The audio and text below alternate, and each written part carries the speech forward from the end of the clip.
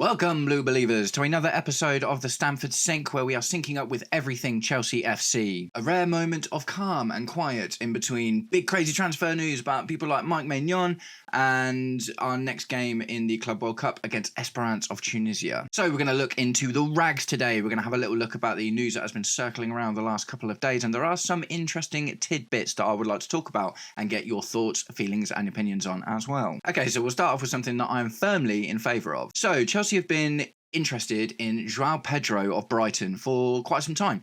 Right at the end of last season, there was a spat of news for like a week or so, a couple of weeks, and it seemed like kind of odds on. I say odds on, well, you know, it was being talked about a lot. The price quoted was about 60 mil, and it seemed like people were worried at the time, right? Because it was like, are we signing him as a striker or are we signing him as a left winger? Because we were in desperate need to fill both of those positions, and João Pedro is a Premier League proven player who is kind of good in both spots, right?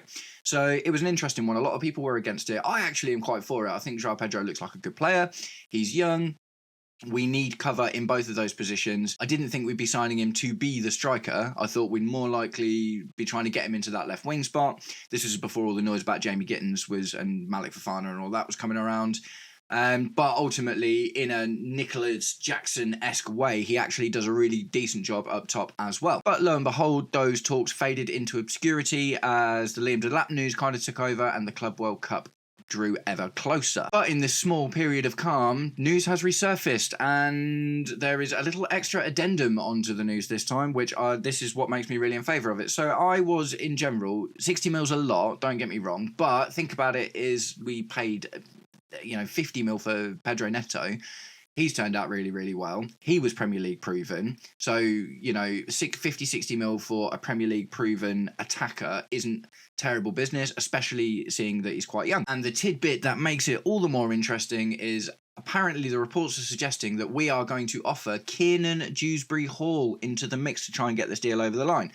I, for one, am 100% up for that. Kiernan Dewsbury-Hall has flattered to deceive in a Chelsea shirt thus far. It's not that he's a bad player, right? I do genuinely think, like I said in literally one of my first ever videos when I did like a keep, loan or sell series, came to Dewsbury-Hall, I was like, he's not a bad player. He just isn't anywhere near close to the rest of the quality that we've got in the midfield. We've got Andre Santos back, and for some reason, he can't even get close to the first team at the moment. So Kiernan Dewsbury-Hall is well in the back.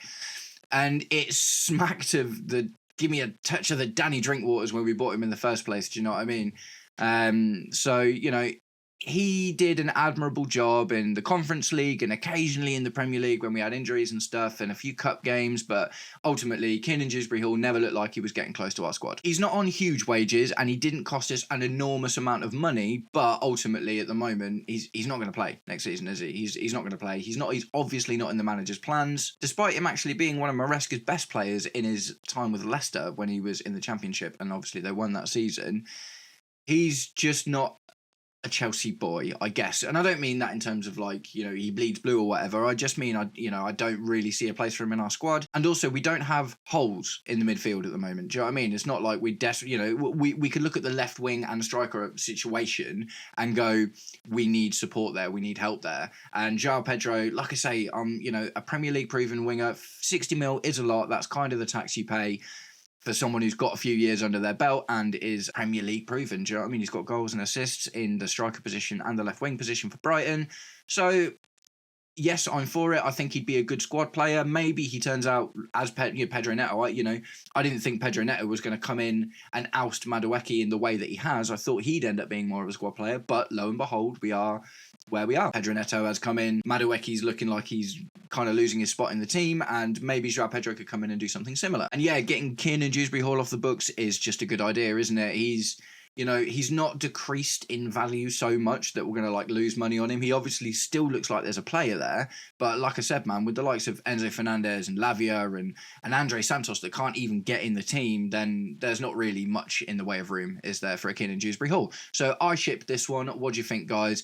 João Pedro for me isn't the answer, but in terms of squad building, it's an expensive squad building player, do you know what I mean? But in terms of squad building, I think João Pedro is cool. Okay, and I'm going to react to a little bit of Bayern Munich focused news. There's been a little bit of that recently, obviously, with the Jamie Gittins situation. Obviously, we've got a deal agreed with Jamie Gittins, but our bids for him were rejected before the Club World Cup. We are yet to know whether that is because there was a premium to get him in before the Club World Cup and whether they'd accept the same bid now, or whether they just want more money for him and they're not going to let him go otherwise. Obviously, Bayern Munich have now presented themselves as interested in Jamie Gittins. And also, Bayern Munich have presented themselves as interested in Malo Gusto. So, Malo Gusto has been reasonably divisive amongst the fan base for a little while. Obviously, he had a great season under Pochettino, but he's been fairly underwhelming for the last year, hasn't he? Which is a real shame because he's still really young. We got him for a relative steal, 20 mil. You can see what's there. I guess maybe it's a bit of a cop-out to say it's systematic, but he just doesn't seem like he fits. You know, putting him at right back, he's not really defensive enough. Feels more like your contemporary right back, doesn't he? Bombing up and down. He does a job when he comes into midfield and he's got a lot of energy. His end product is absolutely atrocious. And I imagine as an inverting midfielder, that's something that you're going to want, right? Like, look at Reece James and Marc Cucurella in that respect. Marc Cucurella scored 7 goals last season from the left-back inverting spot where he can play everywhere. So not only is he doing his job defensively and he's linking the play together and getting up top and stuff, he's actually got some end products about him. Reece James is the same. Obviously, Reece James didn't score as much, but Reece James can bang a free kick and has put in a really tasty couple of assists whilst playing in that position as well. Malo Gusto likes to try and get a shot off. Don't get me wrong, like he absolutely gives it a go, but 0 goals in a Chelsea shirt yet, and his decision making when it comes to those attacking situations doesn't look really, really good. You know, and the thing is, it's a little bit different from when Reece James plays there as well. When Reece James plays there, I don't see Reece James get as high and pushy. Do you know what I mean? Reece James seems to be firmly a bit more in that right back to number 6 kind of spot, allowing the other guys to push up forward. But when we play Malo Gusto there, I guess because he's got a bit more athleticism about him, he's really getting up there, like sometimes auxiliary right winger and, you know, getting into that 10 kind of spot as well. So yeah, they don't even play exactly the same way, I imagine, because they've got different attributes. Yeah, so Malo Gusto, subject to interest from Bayern Munich. Now, I've seen conflicting reports on this because I've seen the report that says Bayern Munich have made an inquiry about Malo Gusto, and I've also seen another report that says Bayern Munich are not interested because they've already got 3 right-backs and Joshua Kimmich that can play there, so it's not something they're interested in. So it's a difficult one. I guess the main question that begs from there is, would we sell Malo Gusto?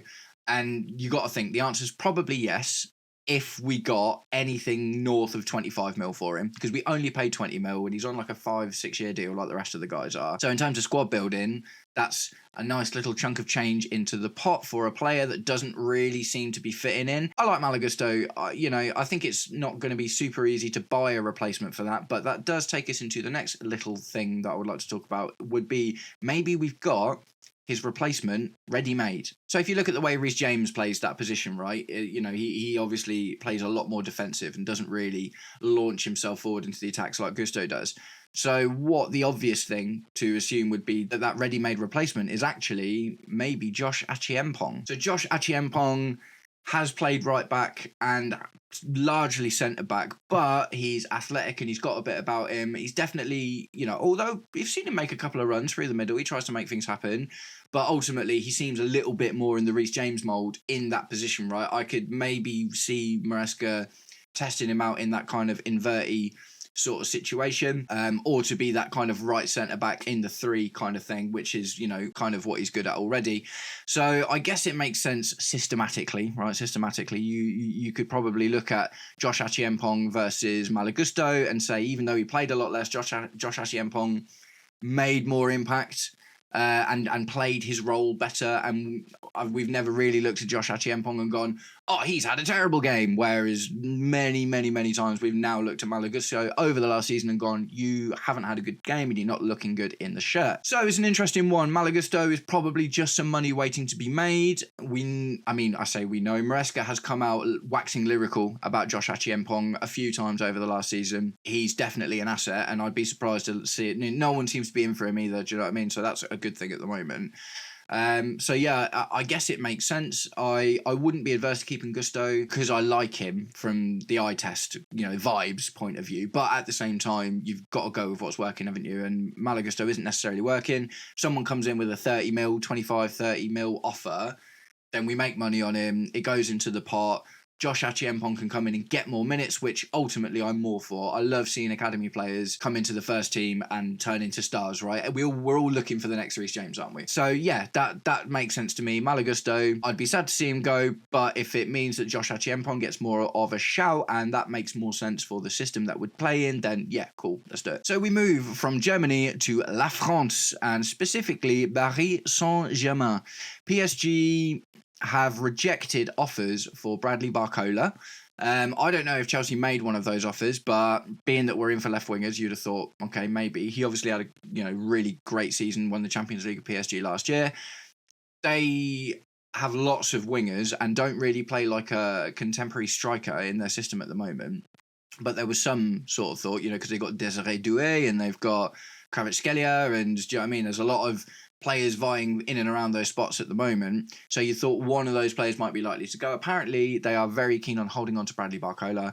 Like I say, he's not really been talked about in terms of Chelsea, but you got to think he'd be wicked, man. I'd be really up for Barcola taking that left wing position. You've got to think he'd probably be better than Jamie Gittins, for instance, but would also command a lot more money. So in other kind of PSG related news, apparently Chelsea have made an inquiry for Randal Kolo Muani. And I'd be lying if I said I'd heard a huge amount about him, actually. I've definitely seen the name floating around, and this is a surprising one for a few reasons. So he is a striker. Let's just get that out of the way first. First, he is a striker, so that begs the question, what's happening with Nicholas Jackson? Obviously, nothing about Nicholas Jackson is going to be announced until the Club World Cup's over, because he's in the squad, and it will just cause unrest. And if we want any chance of getting any deeper into this competition, the rumours about anyone that's playing for us at the moment will mainly just remain that rumours, like Malo Gusto, for instance, do you know what I mean? But ultimately, he is a striker, and he's been on loan at Juve for the last season. So PSG paid buck for this guy, man, like serious buck. It was like 77 million euros for this guy in like 2023 or something, so 2-3 years ago. Obviously they loaned him to Juve last year, so they obviously don't see him as like a part of their squad. Obviously, as I've just mentioned, they're kind of doing this strikerless false 90 thing with Luis Enrique at the moment. But Muani has had a solid back end of the season at Juve. So he's got like 6 goals in his last 8 games, which is good. Do you know what I mean? Which is good. I think he only played 20 games last season, so he wasn't even the starting option for Juve last season. Do you know what I mean? He obviously has just had this kind of purple patch at the end of last season, and that tickles everyone's transfer dopamine senses, doesn't it? Everyone is like, oh, look, he's done a thing in a short period of time. Maybe we can translate that to long sustained form in the Premier League going forward. There's a few reasons why I'm not 100% convinced about this. One of them being Jackson himself. Jackson came off of the back, or before we bought him, he was at Villarreal. He got like 8 goals in 10 games as a striker at the back end of that season in La Liga. And we bought him, and obviously the Jackson situation has been what it is. Something essentially quite similar has happened with Muani, where he's kind of really come into his own at the back end of a season at Juve. Scored a load of goals, and everyone's going, oh, look at this guy, look at this guy, look at this guy. But the money is a bit of an issue for me. So actually, not even just the money. So the first thing is his age. Now, I'm not necessarily one of these Leonardo DiCaprio type football fans who thinks that anyone after 25 is spoiled milk, but that does seem to be the way that the recruitment is going, right? Obviously, we are very tentative about buying anyone of the age of 25 and over. We've been doing it for 3 years now. Obviously, when we did do that at the start, the very start of the Blue Career, we bought Koulibaly and Raheem Sterling and Aubameyang, and obviously all of those just went to pot, didn't they? They were all terrible signings. So it is unusual to see us even linked with a striker of that kind of age that will ultimately not have a huge amount of sell-on value and is past that age of the kind of guys that we're normally buying. So he's a bit older. And to say that, he was 23, something like that, when PSG bought him in the first place. He's now 25, 26 years old, I think. So that's already unusual. And the other thing is they still want like 50 to 70 million euros for him. Well, I don't know. Oh, I don't know. I mean, because Jackson, right? Jackson, we got it for like 30, 35 mil from Villarreal. So, and obviously he was of the right age bracket as well. So that felt a little bit like less of a risk because he's young. There's sell-on value. Like, you know, if we do end up selling Jackson, we will almost definitely make money on him. Do you know what I mean? 100%. We will almost definitely make money on Jackson. And I'm not particularly worried about that because despite maybe not doing exactly what we want him to in a Chelsea shirt, he's had a good couple of seasons, do you know what I mean? He scored like 30 odd goals in 80 games or whatever. That is a reasonably good return for a Premier League striker. You got to think a lot of European clubs would probably be very interested, and he'd probably be able to convert that Prem form into better form in a different European league. But with Kolo Muani, he's a little bit older. His goal return is impressive for a purple patch, but not necessarily consistent enough to be like, oh, this guy's the guy. Like a, you know, dare I say it, like a Victor Osimhen or something. Do you know what I mean? Victor Osimhen has been consistently banging him in for the last few years. So, you know, feels a bit less of a risk. And just for the money, man, like 50 to 70 mil... I don't know. If this was like another 30 to 40 mil, I'd probably be a little bit, okay, yeah, I see that, you know, get like a player in with a little bit more experience and he's come off a bit of a purple patch. There is risk there, but not so much risk. I mean, apparently we've made inquiries, right? That's the thing. Apparently we've made inquiries. I can't see us lowballing for players like Jamie Gittins and Mike Maignan, which are both positions we really, really need to fill. Like, even more so than the striker situation at the moment because we've got Liam Delap. And I don't see us lowballing for these kind of players and then spending 70 million euros, which is there about 65-ish million pounds. Do you know what I mean? So it's still a fair wedge, man. Like, it's a super wedge on a striker who has scored 6 goals in 8 games at the back end of a season in Italy. I don't know. It just feels like a bit of a strange one, doesn't it? Personally, I would rather, you know, if we get João Pedro, for instance, if we get João Pedro, then we've got Liam Delap, João Pedro, Mark Gu, who can play that position. Jackson has had no competition in the striker role at Chelsea for the last 2 years. It's good to have competition, but how are we all of a sudden trusting Liam Delap less than Nicholas? Do you know what I mean? There's just, it's all getting a bit rambly, isn't it? But ultimately, I just see this as a really, really bizarre one. Do you know what I mean? I find it really, really bizarre that we're even considering, and maybe we're not. Do you know what I mean? Maybe it's complete hyperbole and it's a misnomer and it's just not going to happen. Kolo Muani for 50 to 70 million euros, which is 45 to 60 million pounds, something like that. 26 years old with a very ultimately quite small purple patch at the end of last season. PSG obviously really want him off their books. Don't know about the wage situation, actually. I would imagine probably quite high, being that they bought him for so much money in the first place. Yeah, I would just rather kind of, like I say, if the João Pedro thing is going to happen, I'd probably rather go that way because, yeah, hopefully it's a one or the other and not both. Do you know what I mean? But yeah, no, I don't at the moment give my seal of approval to Kolo Muani. He got an assist in his last game of the Club World Cup with Juventus because he's still there for the time being. That loan has not gone over yet. Apparently Juve are interested in signing him permanently as well, but the finances might be a bit troubling.